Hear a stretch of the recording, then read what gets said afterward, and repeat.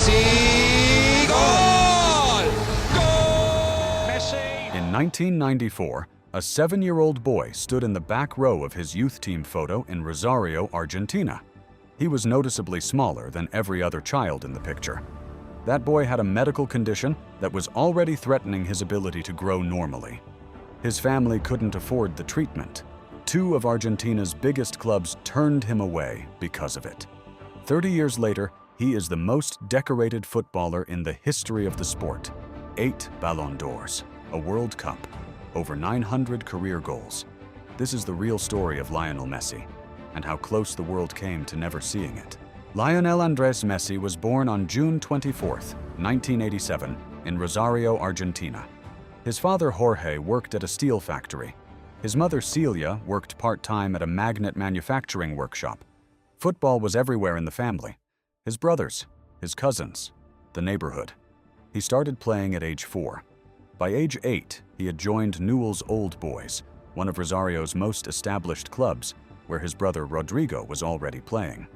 What was immediately clear to anyone who watched him was that he was different. The movement, the control, the instinct. None of it looked like something that had been coached. What was also clear was that he wasn't growing the way other children his age were growing. At around age 11, he was diagnosed with growth hormone deficiency, a condition where the body does not produce enough of the hormone required for normal development. Without treatment, he would not reach a normal height. The treatment existed. It required nightly injections of synthetic growth hormone, and it cost approximately $1,000 to $1,500 per month, a sum his family could not sustain on their own. Newell's Old Boys helped cover the costs for a period. River Plate, one of Argentina's most powerful clubs, had the opportunity to sign him. They passed, unwilling to take on the medical expense for such a young boy, regardless of what they saw on the pitch. The family was running out of options. In 2000, through a chain of contacts, 2 intermediaries in Buenos Aires, an Argentine agent named Horacio Gaggioli, based in Barcelona, and a well-connected figure in Spanish football named Josep Maria Minguella, word reached FC Barcelona about a 13-year-old in Rosario who was doing things with a football that coaches struggled to explain. In September 2000, Messi flew to Barcelona for a trial. Within minutes of watching him, the club's sporting director, Carles Rexach, had seen enough. He did not need more time. The challenge now was making it official before the family lost faith and went elsewhere. Real Madrid and Atletico Madrid had also been mentioned as possible destinations. On December 14, 2000, at the Pompeia Tennis Club in Barcelona, Rexach met with Messi's father, Jorge, and the 2 agents. There was no official paperwork available. Rexach reached across the table, picked up a paper napkin from the cafeteria, and wrote out the terms of the agreement by hand. It read, "In Barcelona, on the 14th of December 2000, and in the presence of Messrs. Minguella and Horacio, Carles Rexach, FC Barcelona's sporting director, hereby agrees, under his responsibility and regardless of any dissenting opinions, to sign the player Lionel Messi, provided that we keep to the amounts agreed upon." He signed it. The witnesses signed it.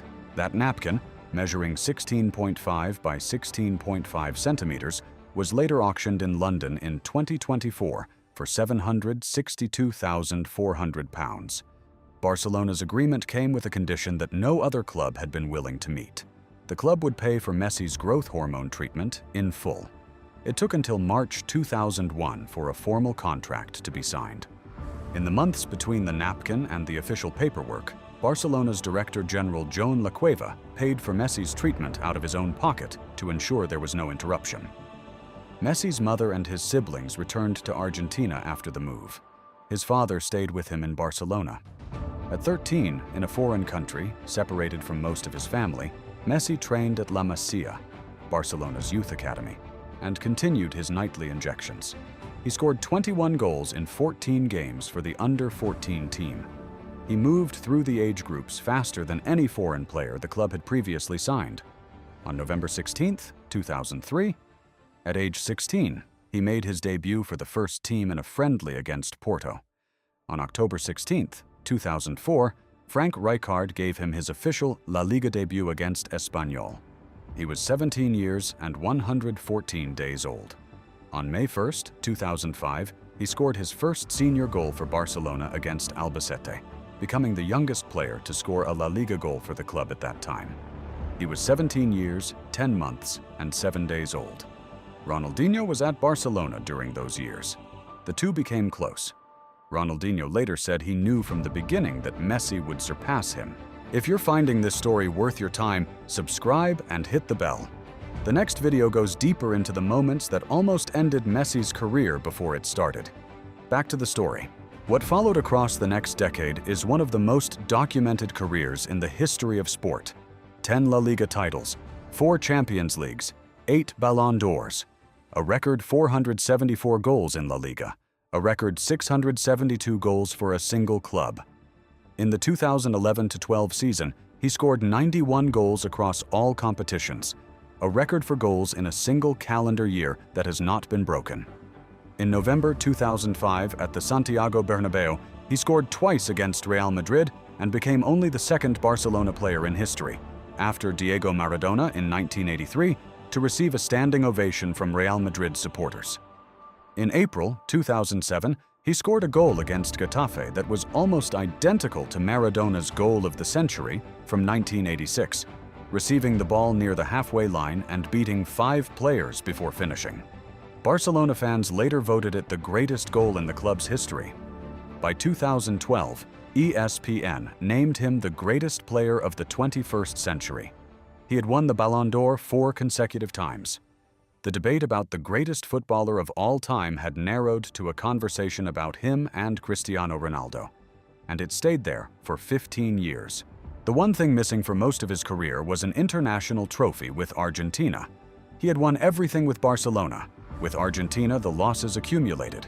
The 2014 World Cup final, lost to Germany in extra time. The Copa America finals of 2007, 2015, and 2016, all lost.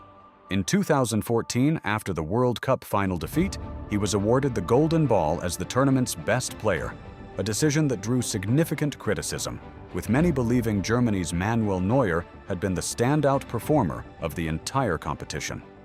In June 2016, after Argentina lost the Copa America Centenario final to Chile on penalties, with Messi missing his penalty in the shootout, he announced his retirement from international football. He was emotional in the press conference. He said he had tried everything, that 4 finals was too much to bear. 3 months later, he reversed the decision. A conversation with his childhood idol Pablo Aimar and a new relationship with Argentina coach Lionel Scaloni brought him back. In July 2021, Argentina won the Copa America, ending a 28-year trophy drought for the national team. Messi's relief was visible, but the World Cup remained. On December 18, 2022, in Lusail, Qatar, Argentina played France in the World Cup final. Messi was 35 years old. Argentina led 2-0 with 10 minutes remaining. Kylian Mbappé scored twice in 90 seconds to level it. Extra time. Messi scored again. Mbappé equalized again from the penalty spot, completing a hat trick. The match ended 3-3. Argentina won on penalties. Messi scored 7 goals and provided 3 assists across the tournament, the most goal contributions of any player. He was named the Golden Ball as the tournament's best player. He broke the record for most World Cup appearances with 26 games played across 5 tournaments. 6 jerseys he wore during that World Cup run were later sold at auction for more than $7.8 million. He is now the most decorated player in the history of professional football. 46 team trophies. He holds records for most goals in La Liga, most goals in a calendar year, most goals for a single club, most assists in international football, and most goal contributions in World Cup history. The boy who stood in the back row of that 1994 team photo, smaller than everyone around him, dependent on nightly injections just to grow, became all of that. That is the real story of Lionel Messi. Subscribe for more. The next video goes deeper into the moments that almost stopped it before it began.